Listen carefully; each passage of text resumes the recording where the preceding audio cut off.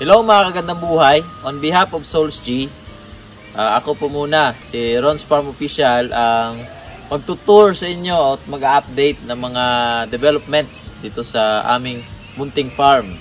At abangan nyo po yung kung gaano na po kalaki yung mga itik pinas na itim at kaki at kung ano na po yung development ng aming incubator house. So yun lamang po, tara!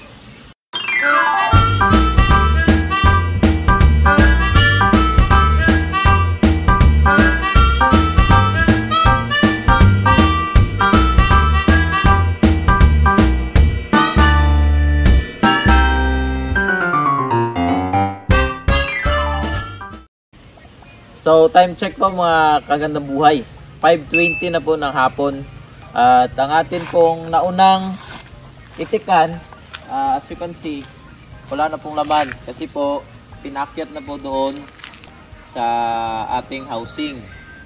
Sobra na rin po isang taon mula nung nagsimula po tayo na mag-alaga ng itik. Yung una po nating inalagaan is itik pateros lang po noong December 2024 pa po yun. At ano na po ngayon, March. So mga 15 months na po yun. Mahigit kumulang 15 months na po mga kagandang buhay. Okay pa naman po yung pangingitlog nila. Nasa ano pa rin naman po, mga 70% or more. Depende po sa klima at depende po sa hangin. Kasi kapag mahangin, sa aking obserbasyon, medyo umuurong po ng konti ang kanilang itlog. So yun po. Tapos yung mga itik pinas po natin na bata pa lang po, wala pa pong 2 buwan anong bumuelo po silang mangitlog. Ngayon po is nasa 200 po sila piraso na babae at nangingitlog na po ng more or less 80 to 90% po mga kagandang buhay. Again, depende po sa panahon, kung maulan at mahangin. So yun lamang muna dito at abangan nyo po sa aking channel na Ron's Farm Official yung detalyadong update ng ating mga pugo at saka ng ating mga itik. Meron po pa rin tayong mga pugo dyan, mga kagandang buhay at ikalulugod ko pong i-update kayo doon. At siyempre makashare din po ng mga tips. So yun lamang dito. Dako naman tayo dito sa incubator house po mga kagandang buhay. Itong incubator house po na to is self-designed lang po namin. Enough lang po na maka-cater, maka-house ng more or less 4 to 5,000 na or more, siguro mga 6,000 plus na itlog kagandang buhay. Kasi itong ano po na to, housing po ng incubator natin na nurture is ano na po ito.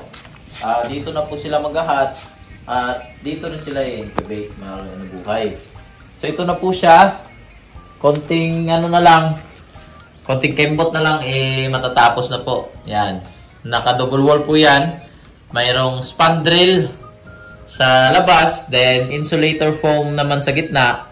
And lastly, mayroong Santa Clara na plywood mga kagandang buhay. So ito yung pinaka-outer layer niya.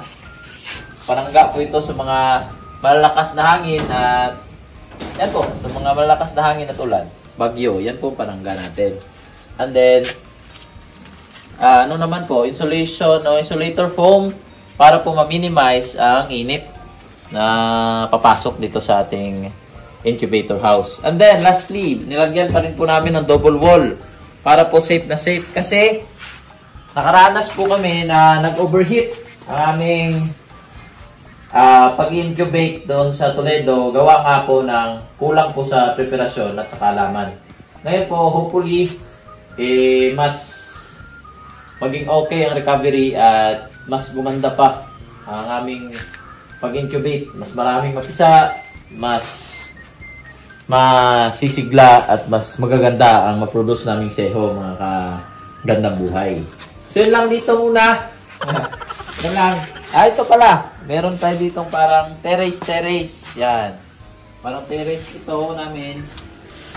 Nang sa ganun pwede po ito ma-stackan ng kung ano naman pong isa-stack namin sa ilang araw. Then, meron po agad tayo ditong poste. Ano po ito? GI pipe.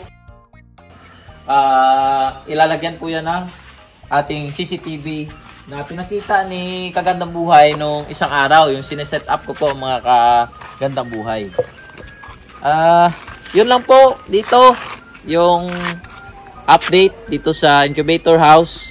Dako naman po tayo doon po sa ating mga seho na po, sa ating duck building, grower building. And ano na nga yan po, parang all-in-one na yan, semi-hanger type. Diyan ko na po sila i-grow. Diyan na po sila ilalagay from growing stage hanggang sa laying, mga Kagandang Buhay. Then hopefully, kapag matapos na po yung mga projects namin, alam naman po natin na yung feeds yung pinaka malaking inputs na binibili ng isang farm owner. So makita nyo po yan, puro yan pala yan. Diyan mga Kagandang Buhay, oh. Puro pala yan po dyan sa likod namin. Bagong harvest lang po, sad to say, hindi pa natin pwedeng pakawalan. Hindi pa namin pwedeng pakawalan yung mga itik. Gawa nga po ng hindi pa kami handa.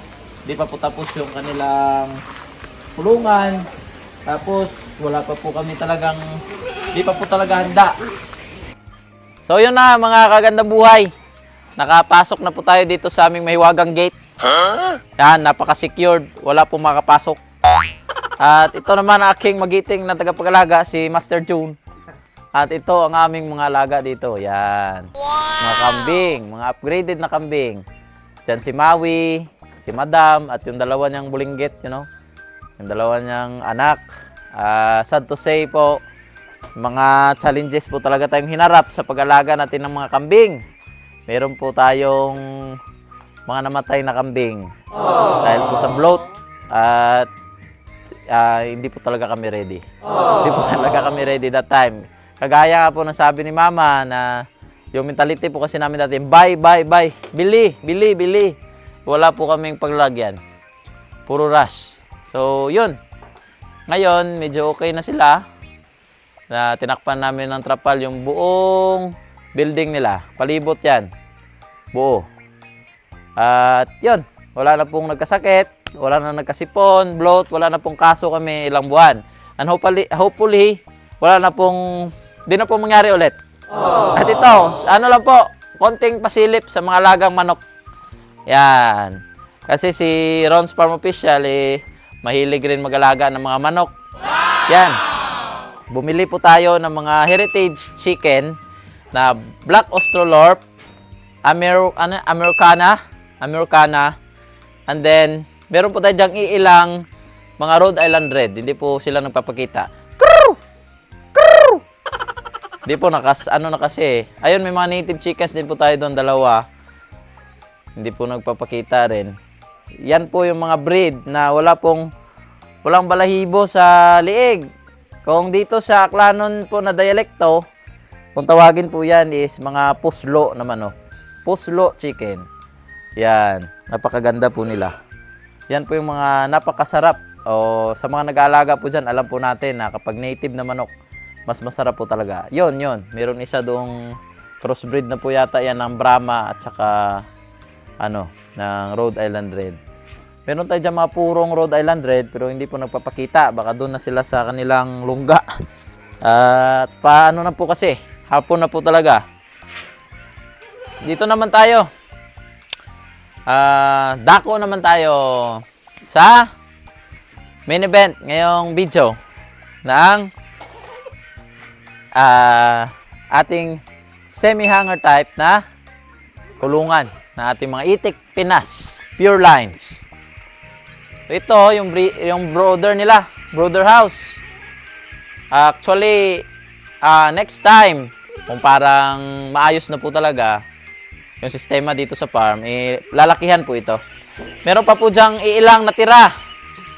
Yan, meron pa po dyang iilang natira na mga itik Pinas na lalaki po yan lahat. Halo po yan kaki and then itim. Diyan po sila, no? Mga po yan, reserva and then siyempre, pang meat po, karne, pang konsumo po natin. Yan na lang po natitira dito sa ating brother house. Then speaking of brooding pala, mga kagandang buhay, dito, meron din kaming binobrood dito, isa pa. Mga native chickens rin po. Mga galing rin po yan doon sa aking tagapag-alagang si Master June. Yan. Yan po yan, mga kagandang buhay, mga native chickens. Yan. Meron po tayo ditong parang laging gustong mag-disco. Yan. Yun. Yun, silingi. Oh, no! Yan, mga kagandang buhay, no? Napakagaganda. Ibibreed rin po natin yan at abangan nyo rin po sa ating channel na, again, Ron's Farm Official po, mga kagandang buhay. Welcome back again, mga kagandang buhay. So, para din nyo na ako sabihang matamlay. Ito na po, energetic kahit may sakit. Tara! Pasok po tayo dito sa ating mga seho na Pure Lines Itik Pinas. At ito po ay, ano po ito? Mga itim.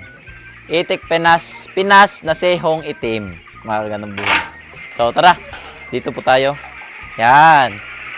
Tingnan nyo po. Kung gaano nakagaganda. Bagong linis po yung kanilang beddings. Yan. Ganyan lang po yung gusto nila.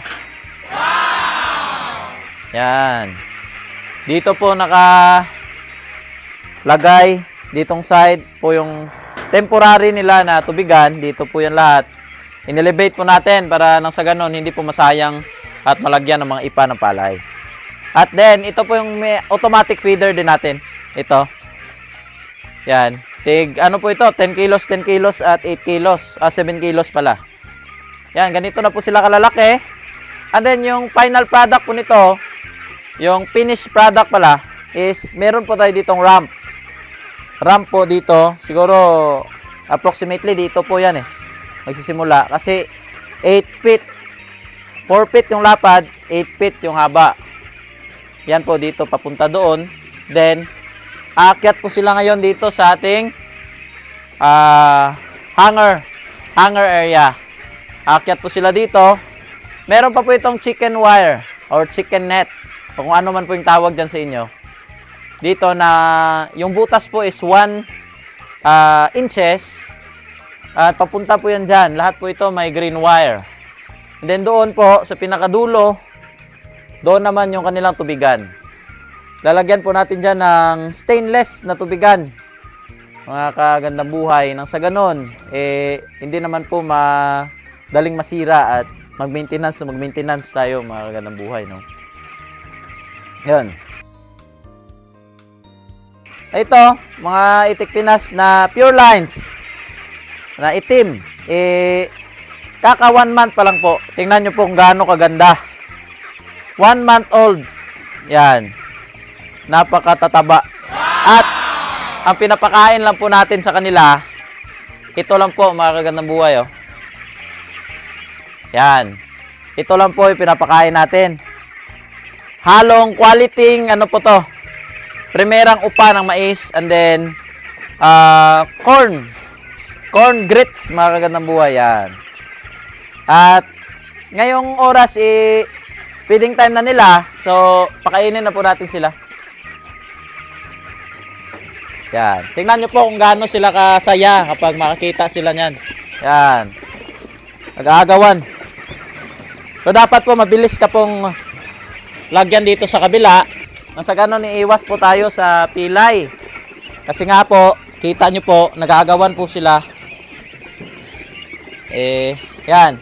Sensa na kayo mga itik. Medyo mabagal ako ngayon. Gawa nga ng may trangkaso tayo. Tinamaan tayo ng trangkaso. Pero, walang pahinga. Tuloy-tuloy lang. Tuloy-tuloy lang sa, sa pag-aalaga. Yan ating hilig, passion natin ng pamilya natin. So, pagsikapan natin, mga kagandang buhay. Yan, word of wisdom from Ron's Farm Official. Wow! Yan. Itong ratio po, yung ano nila, diet nila is compost nga po ng ipa na mais and mais. Baka meron pong magsasabi dyan, Ron's Farm Official, bakit yan lang pinapakain mo? Bakit naman hindi mo hinahaluan man lang ng kaunting commercial feeds? Baka Baka naman mabansot. Baka mabansot ang mga kagandang buhay. From day old hanggang nag-edad sila ng 1 month old. Pure commercial feeds ito. Then, pag tungtong nila ng mga 1 month mahigit, gradual shifting from commercial feeds to yan nga po, mga alternative feeds. Pero one main ingredients rin po yan ng mga commercial feeds, yung rice bran, corn bran, soya meal, yan, pare-pareho lang po yan. Hindi man po ito kasing kompleto ng commercial feeds po. Enough na po para suportahan yung kanilang growing period. Enough na pong masuportahan ng mabuti yung mga required nutrients nila na hanggang sa mangitlog sila. At huwag po kayong mag-alala mga kagandang buhay, meron po itong vitamins and minerals, B-complex, kompleto. Yun nga po yung recommend ni Sir Renato na Pure Grace, mga kagandang buhay. Once a day po nakin, nilalagyan sila ng Pure Grace na multivitamins. Yun, ito po, makikita nyo, yan. Tubig nila, napakagana, napakagandang pagmasdan. Siguro kapag mangitlog na to sila, yun na yung pinakamasayang ano nito. At pinakamagandang achievement natin dito sa farm. Yan, tignan nyo po. Napakagana. Walang 5 minutes ubos. Baka meron ding magtatanong, bakit naman kakaunti yung benefit? Wala pang 5 minutes ubos. Mga ma'am, mga sir, ito pong feeding namin is, ano po talaga ito? Dinumero. Meron po itong pina-follow na ratio. At meron din po itong pina-follow na kung ilang grams per day ang makakonsume ng ating mga alagang itik, mga kagandang buhay. Nang sa ganon, makatipid po tayo. At di lang po makatipid, maiwasan din natin ang, kumbaga sa tao, mga obesity, at mga sumasobrahan sa laki, mga kagandang buhay. Kasi, sabi nga ni Sir Renato, ang itik Pinas, mangingitlog na yan, mga from kanyang, kanyang RTL or ready to lay stage. Yung iba, 5 months RTL, iba 6 months. Mas maganda bumili ng 6 months. Pag 6 months old ang mga itik, mga kagandang buhay, kailangan hindi siya bababa sa 1.1 kilos or 1,100 grams. At sa lalaki naman is dagdagan mo lang yan ng 150 to 200 grams. Magiging 1,350 grams lang po sila. Oh, mali. Magiging ano lang po yun. Magiging 1,3 at 1,250 pala. Yun. Yan. And then, makapagbigay na yun ng magandang pangitlog. Oh, dako naman tayo dito. Sa ating mga kaki. Para mabilis, akyat lang ako.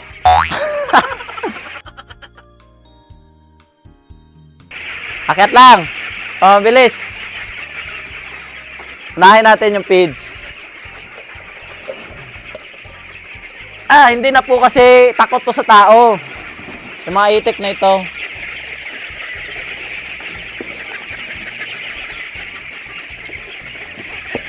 Ano na po sila, sanay na po talaga sa tao. Yung mga itik na ito, kaya po, ganyan na lang po sila lumapit sa akin.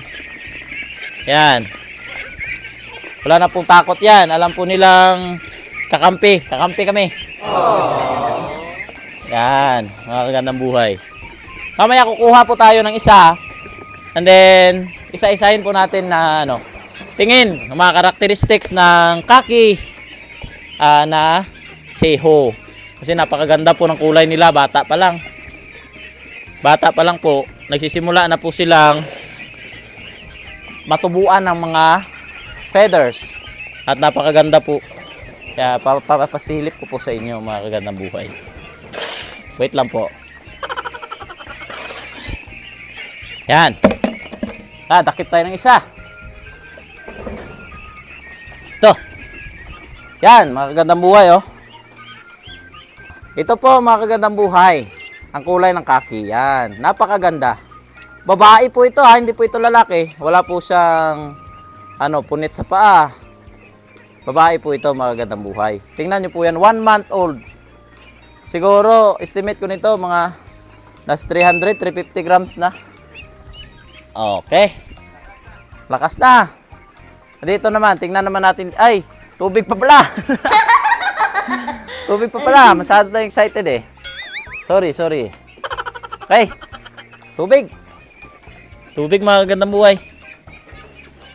Pagpasensyahan nyo na lang po talaga yung aking boses. Kasi po, mataas po ang ating lagnat ngayon. Pero, i-update pa rin po namin kayo dito sa aming farm. At nasa ganun po, mga minamahal na subscriber ni Mama, ni Papa, at yung mga minamahal naming subscriber rin po, meron po talagang mapanood. Inalagaan po talaga namin. So yan na po, akyat ulit tayo. Nakalak na doon. Akyat ulit tayo. Bye-bye! Okay. Yon, success. So yun nga po pala, mga kagandang buhay. Bago tayo magkalimutan, ito po. Bago ko po pala malimutan. Ito po yung CCTV namin. Connected po siya dito. Dalawa po yung camera niya. Kaya po secured na secured yung ating Itik Pinas na mga seho. Yan po, oh, kita po yan lahat dito. At the same time, yan pong isa yung nagro-rotate. Dito naman po sa mga kaki. Yun.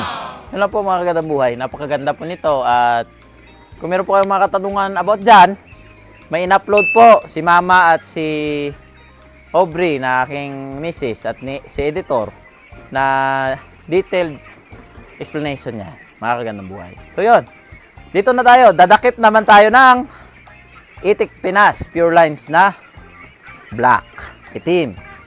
Dakip tayo. Dahan-dahan lang para hindi po sila ma-storbo talaga ng masyado. Ito. Okay. Dakip. Success.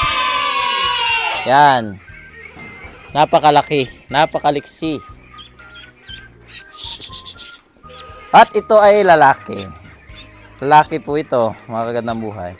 Ang distinction naman, o ang karakteristik talaga ng Itik Pinas Seho, o Itik Pinas talaga kabuuan is, yan po siya, no? Malaki. Meron po ditong sa dibdib, puti. Pero meron din po talagang itim na itim. Wala pong distinct na ganito. Bunbunan po nila, napakapuno. O ito, wala pong ganitong puti.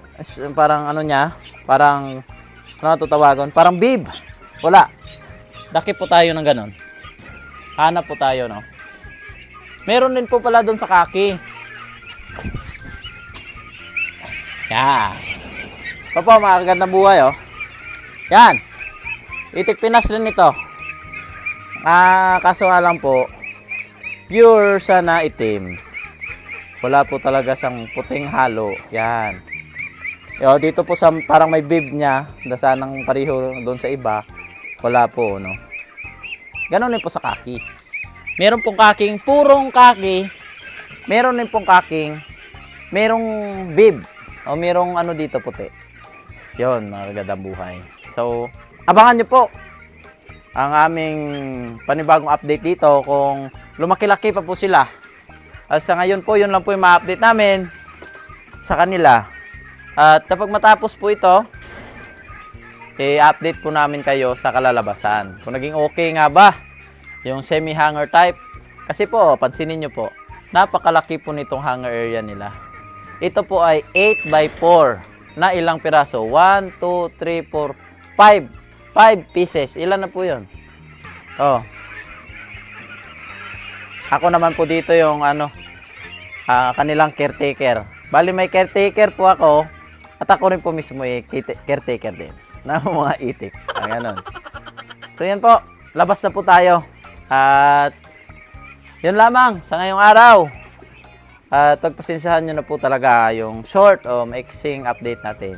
At sana po naging klaro rin po kahit papano at nakita nyo rin po yung mga developments dito sa Solteda Integrated Farm. So yun lang po. Again, on behalf of Souls G, this is Ron's Farm Official signing off. Bye-bye.